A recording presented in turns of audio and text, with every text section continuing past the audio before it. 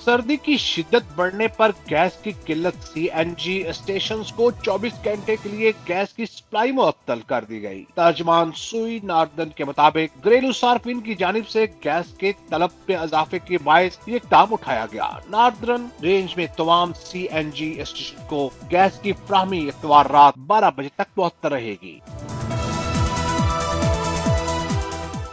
वजीर आजम पाकिस्तान इमरान खान का MQM पाकिस्तान के लापता कारकुनों और कराची में भत्ता वसूली की शिकायत का नोटिस। वजीर दाखिला के मुत्तलका अदारों और सिंध हुकूमत से राब्ते करने की हदायत जारी कर दी गई। इमरान खान ने वादा किया है कि भत्ता वसूली की किसी सूरत इजाजत नहीं दी जाएगी। वफाकी वजीर अमीनुल हक ने वजीर आजम की तवज्जो मामले की तरफ दिलाई।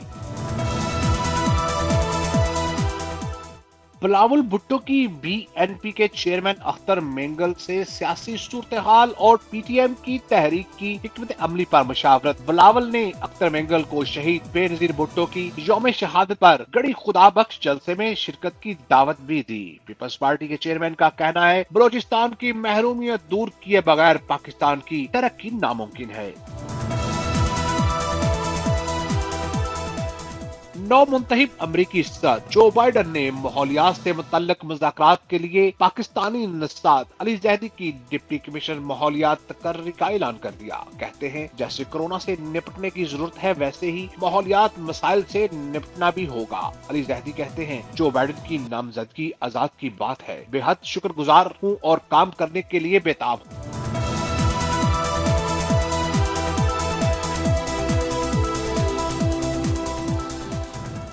भारतीय क्रिकेट फैन की तरीही रसवाई, पूरी टीम सिर्फ 36 रन बना पाई। ऑस्ट्रेलिया ने भारत को इस टेस्ट में तारीख की कम तरीन स्कोर पर ढेर कर दिया। कप्तान कोहली समेत कोई बल्लेबाज डबल फिगर में भी दाखिल न हो सका। ऑस्ट्रेलिया ने टेस्ट 8 विकेटों से जीत लिया।